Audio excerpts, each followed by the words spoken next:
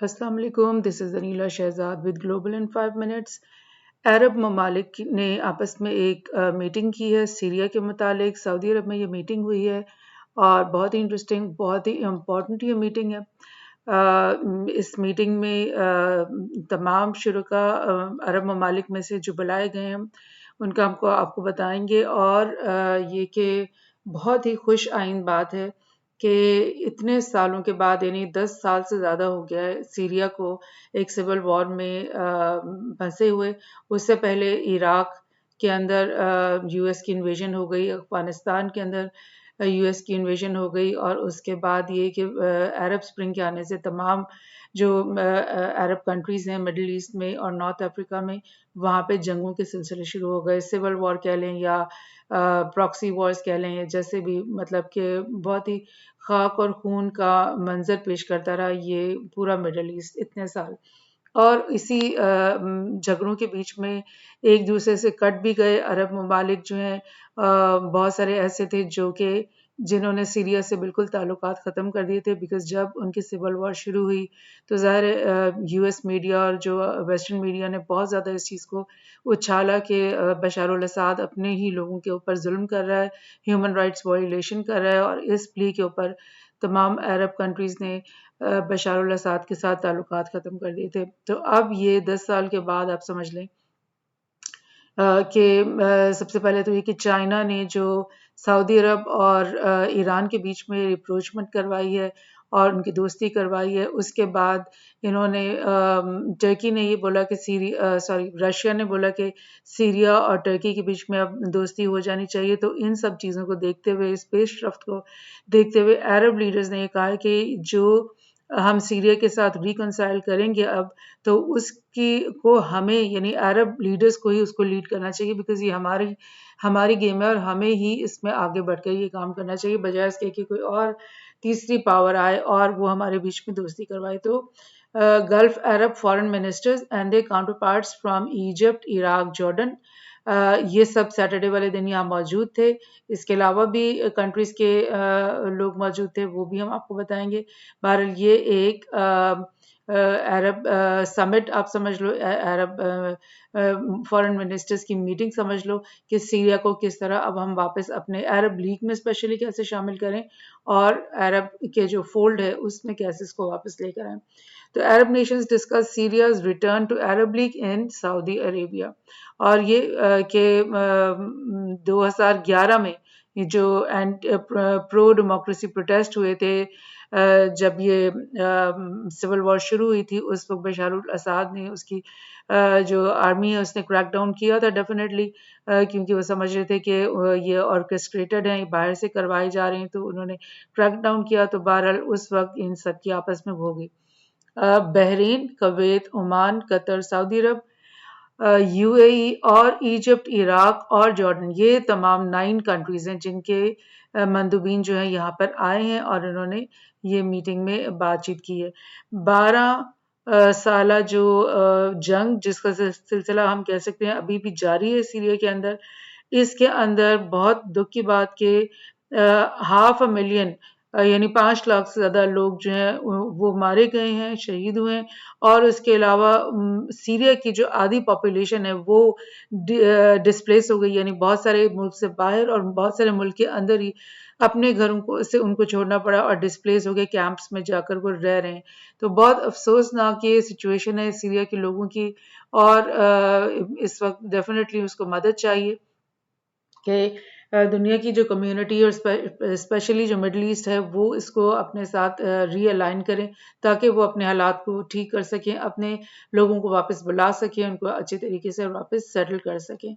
तो अब ये है कि Syria, Saudi Arabia move to resume consular service and flights. पहली बात तो इस मीटिंग से पहले ही सऊदी अरब और सीरिया के जो दोनों के मंदूबीन आपस में बैठे हैं और उन्होंने बोला है कि हम काउंसलेट्स जो हैं बंद हुई हुई थी वो हम दोबारा से एक दूसरे के मुल्कों में खोलते हैं, और हम अपनी फ़्लाइट्स का जो सिलसिला एयरलाइन का वो भी हम शुरू करते हैं एक दूसरे के साथ। सो ये एक बहुत बड़ा स्टेप है जो सबसे पहला सऊदी अरब ने ये चीज़ की है सीरिया के साथ। और इसके साथ साथ ये कॉन्फ्रेंस बुलाना जो कि बहुत ही खुश आइन है कि सीरिया को जो है ना वापस मिडल ईस्ट में के लोगों के साथ शामिल करना। इराकी जो फॉरेन मिनिस्टर जो कि इस मीटिंग में मौजूद थे, उन्होंने तो बहुत ही खुशी का इजहार किया। उन्होंने बोला सीरिया सऊदी जो स्टेटमेंट निकली है उसको हम वेलकम करते हैं और हम चाहते हैं कि सीरिया को न सिर्फ अरब लीग में वापस लाया जाए बल्कि पूरे अरब वर्ल्ड के साथ इनकी तमाम लोगों के साथ दोस्ती और वो चीज़ शुरू करवाई जाए। तो ये तो जॉर्डन का एक वो था। और जॉर्डन सॉरी इराकी और जॉर्डन ने भी बड़ा इसमें पॉजिटिव बात की है। उसने प्रपोज किया है जॉर्डन ने कि सीरिया की पीस प्लान ड्यूरिंग अरब फॉरेन मिनिस्टर सऊदी मीटिंग, उसमें उन्होंने बोला कि किस तरह से पीस लेकर आया जाए, बिकॉज अभी भी आपको पता है बहुत सारे इश्यूज चल रहे हैं सीरिया में। एक तो बशार अल असद की जो है पूरी की पूरी रेट नहीं है पूरे लैंड में। बहुत सारे पॉकेट्स ऐसे हैं जहां पर फॉरेन मिलिशियाज काम कर रहे हैं, कुछ पॉकेट्स ऐसे हैं जहां पर यूएस की और नेटो की फोर्सेस अभी तक बैठी हुई हैं। सो लिहाजा बशार अल असद के लिए बहुत डिफिकल्ट है कि अपने मुल्क को किस तरह से वो कंट्रोल करे और किस तरह से उसको आगे लेकर चले। तो इस सारे चीज़ को उन्होंने कहा है कि सीरिया पीस प्लान कि किस तरह से फॉरेन मिलिशियाज और फॉरेन फोर्सेस और जो ट्रूप्स हैं वो यहाँ से निकाली जाएं और सीरिया के अंदर मुकम्मल अमन और एक प्रॉपर गवर्नमेंट के अंडर ये अपना काम करना शुरू कर दें। अरब top officials meet in Jeddah, Saudi Arabia, or Jordan proposing the plan to end Syrian conflict and address its devastating consequences on the region। के ना सिर्फ सीरिया के अंदर हालात बहुत ख़राब हैं उनके लोगों के लिए, बल्कि पूरा जो रीजन है उसमें इसके बहुत बुरे असरात हुए। स्पेशली जॉर्डन की जहाँ बात है, जॉर्डन के अंदर तो सबसे ज़्यादा मैक्सिमम रेफ्यूजीज़ जो हैं वो इस वक्त मौजूद हैं सीरिया के। और जॉर्डन की एक बहुत ही खूबसूरत बात ये है कि बहुत सारे जो पैलेस्टीनियन रेफ्यूजीज़ हैं या और मुल्कों में जो इर्द गिर्द के जब भी जो भी कॉन्फ्लिक्ट होता है जो सबसे ज़्यादा जॉर्डन ही जो है वो लाइक रेफ्यूजीज़ को अकोमोडेट करता है। और ये पिक्चर भी जो आपको ये सामने ऊपर दिख रही है ये ज़तारी रेफ्यूजी कैंप है जो कि जॉर्डेनियन सिटी मफराक के अंदर है और इसमें बहुत ज़्यादा यानी 80,000 सीरियन रेफ्यूजीज इस वक्त मौजूद हैं। तो ये चीज़ है। Saudi Arab plans to invite President Bashar al-Assad in the Arab